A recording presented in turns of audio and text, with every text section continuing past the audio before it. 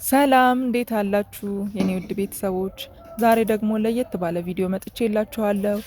ቆንጆ የሆነ የቡላ ገንፎ አሰራር አሳያችኋለሁ። በጣም ለየት ያለ ነው። ቪዲዮውን እስከ መጨረሻ ተከታተሉ። ቤተሰብ ያልሆናችሁ ደግሞ ቤተሰብ በመሆን ሰብስክራይብ በማድረግ ቤተሰባችንን ተቀላቀሉን። እንዲሁም ላይክ አድርጉ፣ ቪዲዮውን ሼር አድርጉ እና ቪዲዮውን እስከ መጨረሻ ተከታተሉ።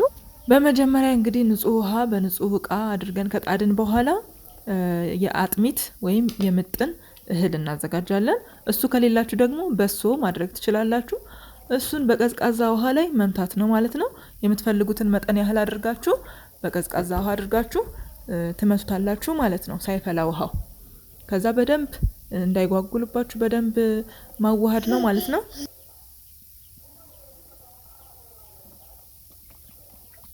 በደንብ እንደዚህ ሙሉ ለሙሉ ከተፍታታላችሁ በኋላ እንዲፈላ እንተዋዋለን ማለት ነው። በደንብ ግን መፍታታት አለበት። የቀረው ደግሞ መሀል መሀል ላይ በደንብ ቼክ እያደረጋችሁ ሲፈላ እያያችሁ መሀል መሀል ላይ እንደዚህ ቼክ ማድረግ ነው። ከዛ በራሱ ጊዜ በደንብ ይፍታታል። በጣም ቀላል ነው ግን በጣም ነው የሚጣፍጠው። እና ይህንን ምግብ እስኪ ባል ያላችሁ ለባሎቻችሁ፣ ለልጆቻችሁ እናም ደግሞ ብቻችሁን የምትኖሩም ለራሳችሁ በደንብ ሰርታችሁ ወንደላጤዎችን ብትሰሩት በጣም ቀላል ነው። በጣም ነው የሚጣፍጠው። ምናልባት ሞክራችሁት የምታውቁ ልትኖሩ ትችላላችሁ። ግን ቡላን በዚህ መልኩ ደግሞ ያልሞከራችሁ ደግሞ ሞክሩት። በጣም ነው የሚጣፍጠው። በጣም ምናልባት ደግሞ ቡላን የምትጠሉ ደግሞ ብቻውን መስራት ምናምን የማትወዱ ይሄኛው አማራጭ በቃ ምንም ቡላም አይልም። ሽታው ኦሬዲ ይጣፋል ማለት ይቻላል። እና በጣም ነው የሚጣፍጠው እና ሞክሩት። እና እንደምታዩት እየፈላ ነው። ከዛ ሲፈላ መሀል መሀል ላይ በደንብ ማማሰል፣ በደንብ እንዲፈላ መጠበቅ ይኖርብናል። በሶ ከሆነ ኦሬዲ የተቆላ ስለሆነ ብዙም መብሰል አይጠበቅበትም። አጥሚት ወይም ምጥን ከሆነ ግን ያልበሰሉ እህሎች ስለሚኖሩበት አመስ ስለሆነ አብዛኞቹ የሚደረጉት ትንሽ እንዲበስል እንጠብቀዋለን ማለት ነው። እና በዚህ መልኩ አድርገን ከዛ በኋላ ቡላውን ደግሞ በትንሽዬ ውሃ ጠብ አድርገን ትንሽ ቀጠን እናደርገዋለን ማለት ነው። በጣም መቅጠን የለበትም። ያው እሱን ታውቁታላችሁ። በጣም ሳይቀጠን ወፈር ብሎ ቢሆን ቶሎ ያወፍርልናል ገንፏችንን። እና እንደዚህ አድርገን ካዘጋጀን በኋላ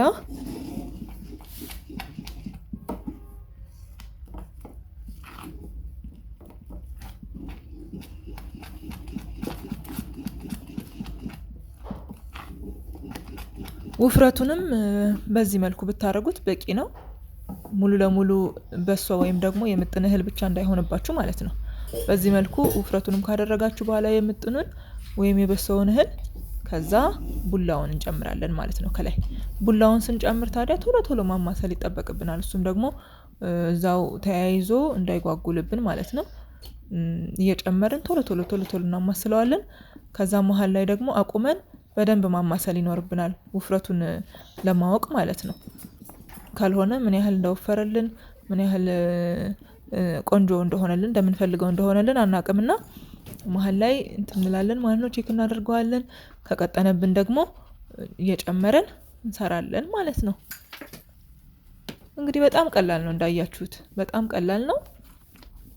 በዚህ መልኩ ነው እንግዲህ የምናዘጋጀው የቡላ እህላችንን ማለት ነው፣ የቡላ ገንፏችንን።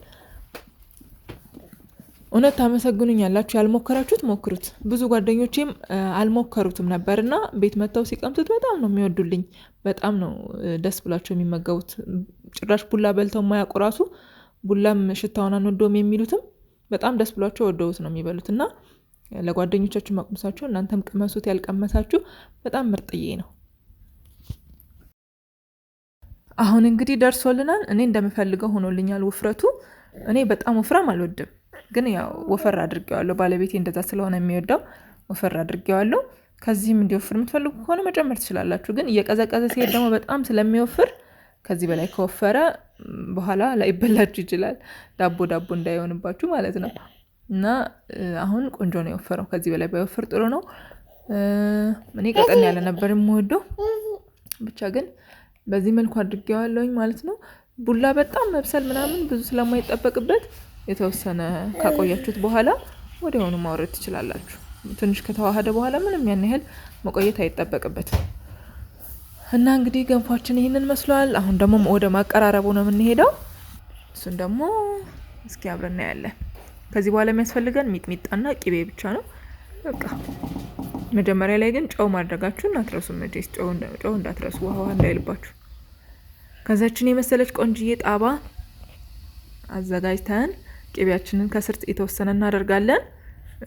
ከስር የተወሰነ ነገር ቅቤ ስናደርግ በቃ አይለጣጠፍም። በኋላም ሸክላው ለማጠብም አትቸገሩም ምናምንና ከስር የተወሰነ ቅቤ ታደርጋላችሁ ማለት ነው። ከዛ በደንብ ላጥ አድርጋችሁ የልፋታችሁ ውጤት ነውና ምንም እንዳይቀር አድርጋችሁ ከድስጣችሁ ውጥት አድርጋችሁ ከዛ እኔ መጀመሪያ ሚጥሚጣ ነው ምነሰንስበት። መጀመሪያ ሚጥሚጣችንን ነስነስ እናደርጋለን። በጣም ሚጥሚጣ የምትወዱ ከሆነ በደንብ ጭምር አድርጋችሁ፣ ያን ያህልም ካልሆናችሁ ደግሞ እንደምትፈልጉት ብቻ መጠን አድርጋችሁ ሚጥሚጣችሁን ጭምር ታደርጋላችሁ ማለት ነው።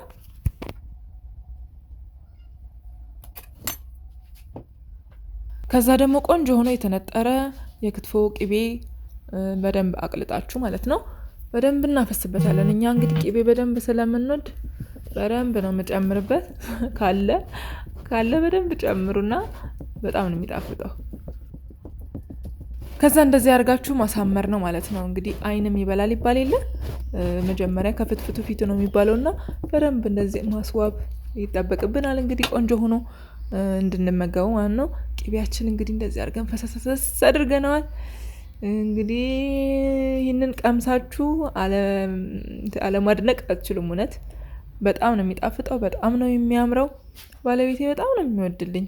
ከማንኛውም ከሌሎቹ ገንፎዎች በላይ ደስ ብሎት የሚመገበው ገንፎ ነው። ሌሎችም የቡላ አሰራሮች አሉ። ከፈለጋችሁ ኮሜንት ላይ ጻፉልኝ።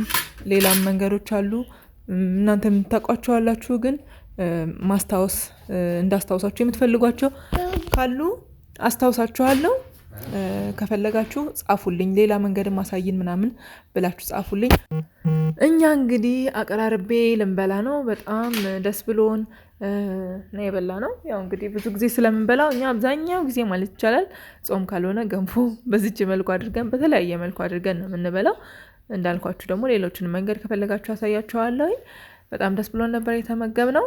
እንግዲህ ቤተሰብ ያልሆናችሁ የኔም ቤተሰብ ያልተቀላቀላችሁ ይህንን ቪዲዮም ደግሞ ቤተሰብ ሳትሆኑ የምታዩ ሰብስክራይብ በማድረግ የደውሏን ምልክት መጫናችሁ እንዳትዘነጉ።